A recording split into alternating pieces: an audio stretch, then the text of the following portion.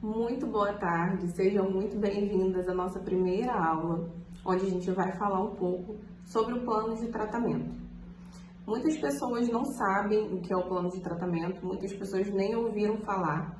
Tem outras pessoas que fazem esse plano de tratamento de forma falada, e hoje eu quero falar para vocês sobre a importância de fazer esse plano de tratamento de forma escrita e o porquê isso é importante para vocês. O plano de tratamento nada mais é do que uma folha em branco com linhas, né, uma folha pautada, onde você vai delimitar o que o seu paciente precisa. Então, qual é o passo a passo? O paciente chegou na clínica para vocês, tá? E ele muitas das vezes já vai dizendo para você o que ele quer fazer, certo? É isso que acontece. Ele chega até a clínica dizendo que ele quer fazer uma aplicação de toxina botulínica ou ele quer fazer um preenchimento. Às vezes a queixa desse paciente é uma olheira um pouco mais profunda, enfim, né? Diversos tipos de queixas diferentes a variar de paciente para paciente.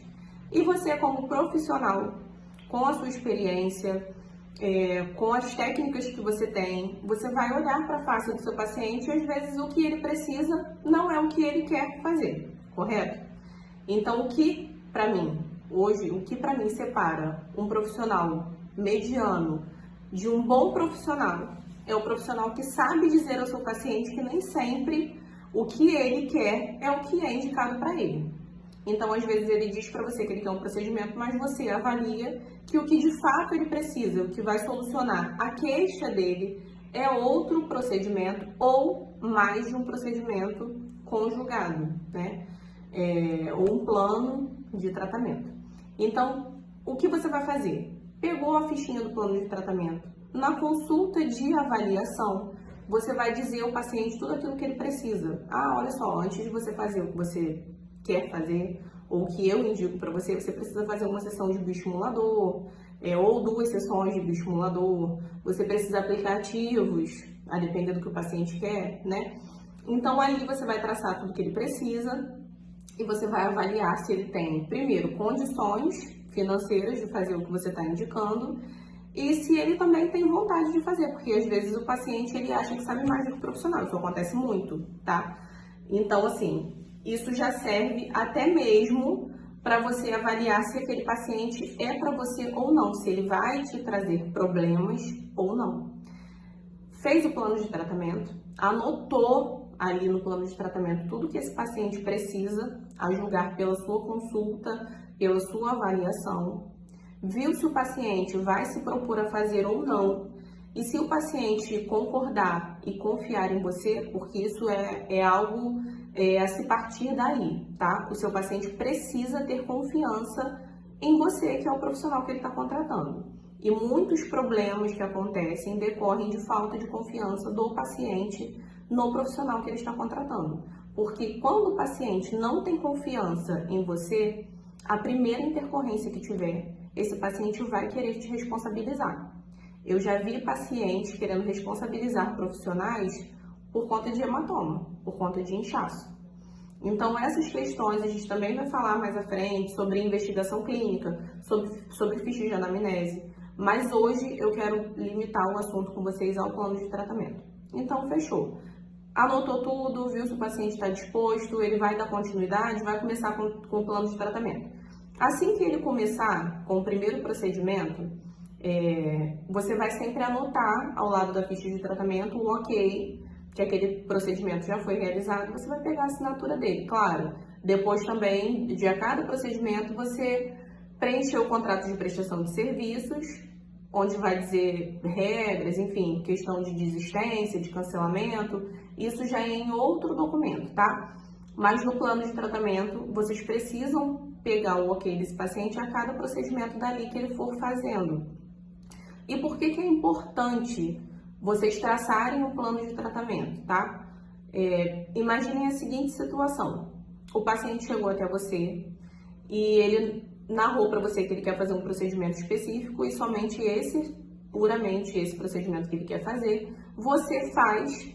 Ele não tem o resultado que ele espera, né? Porque, enfim, são diversos fatores que às vezes levam o procedimento a não apresentar resultado só com uma sessão. Às vezes o paciente que nunca fez um procedimento de toxina, por exemplo, nunca aplicou toxina botulínica, já tem uma certa idade, não tem hábitos saudáveis de vida. Então é óbvio, às vezes a taxa de zinco desse paciente está muito baixa e a gente sabe que para a toxina apresentar efeito, apresentar resultado, tem que estar regular. Então, assim, esse paciente pode não ver resultado e ele vai querer te responsabilizar. Então, você percebe, aí que está o insight mestre do plano de tratamento e do porquê que ele vai te ajudar. Quando você traça um plano e você colocou ali diversos procedimentos que esse paciente vai precisar fazer para atingir o resultado que ele espera, e se ele resolve não seguir, ou se ele ainda não fez todos, você vai justificar ali. Você vai falar, olha, fulano, não apresentou resultado ainda, porque você tem necessidade de mais sessões, como nós já colocamos no plano de tratamento que foi apresentado a você. Então, é necessário que você conjugue esse procedimento com esses outros que eu te indiquei. Então, dessa forma, se esse paciente se tornar um paciente problema, porque nem sempre ele vai dar sinais na primeira consulta. Então, se ele passar a te dar problemas e se ele se tornar um paciente problemático, você vai ter aonde se justificar, dizendo que ele não teve resultado porque ele ainda não seguiu o plano de tratamento que foi proposto para ele. Quando o paciente procura uma clínica dermatológica, por exemplo, ou um cirurgião plástico, esse paciente precisa seguir as diretrizes que são passadas a ele. Isso é o plano de tratamento. Quando a gente vai numa consulta com uma dermato, por exemplo, ela passa diversos produtos que a gente precisa utilizar corretamente, numa quantidade determinada de vezes durante o dia, por um período de tempo para ter resultado. E ainda assim, não é um resultado garantido, porque a gente sabe que cada organismo responde de uma forma muito particular, seja a ação de um produto, seja a ação de um procedimento. Então, o plano de tratamento, ele te protege nesse sentido. Você sempre vai ter onde se resguardar e onde apontar o porquê que um procedimento não deu resultado ainda. E ainda assim, tá? O plano de tratamento, ele não é em caráter definitivo. Depois de seguir o plano de tratamento que você traçou num primeiro momento, e isso precisa ficar claro para o seu paciente, que aquele plano de tratamento é por um período, que após a conclusão desse plano de tratamento vai ser traçado um novo plano, depois de verificar e de levantar se ainda tem alguma necessidade, vai ser traçado um novo plano de tratamento que o paciente vai seguir de acordo com o resultado que ele teve naquele primeiro momento, tá? Então, assim, vocês sabem que a harmonização facial é construção e isso precisa, preste atenção, isso precisa ser passado ao seu paciente a todo momento. Você precisa falar para o seu paciente a todo momento que a harmonização facial é construção, que não é um procedimento isolado que vai fazer milagre. A harmonização facial não é filtro do Instagram. A harmonização facial ela vem sendo construída procedimento a procedimento, avaliação a avaliação, porque após cada procedimento a gente precisa respeitar aquele intervalo para o produto fazer efeito, para o produto agir. São poucos os procedimentos que dão resultado imediato, né? A gente precisa esperar até o tempo do pós, o tempo de diminuir edema, de diminuir hematoma, para avaliar como esse paciente respondeu e traçar os próximos passos. Então, é aí que está a chave, tá? Desse documento, que é o plano de tratamento. Ali você vai se pautar, ali você vai se resguardar e você vai ajudar a advogada de vocês, caso surja um processo judicial. Porque processo judicial não é algo que vocês vão estar imunes. Se um dia um advogado chegar para vocês e te dar 100% de segurança jurídica, vocês podem ter certeza que isso está errado. Porque sujeito a um processo, todo mundo está. Todo mundo que lida com pessoas está sujeito a receber um processo judicial, receber uma citação e ter que responder judicialmente, tá? Então, assim, o que vai te prevenir disso é estar com o seu preventivo bem amarrado, porque a gente trabalha de forma preventiva, de forma a prevenir riscos, né? Eu gosto de atuar com a prevenção.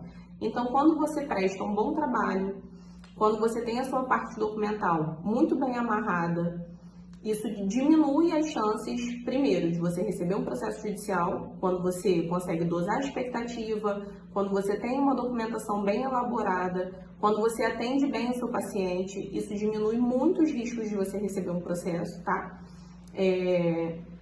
E também, caso você receba o processo, também ajuda a pessoa que vai fazer sua defesa, seja eu, seja um outro advogado, a ter documentação para pautar uma boa linha de pensamento, uma boa defesa, tá? Então, assim, siga o plano de tratamento.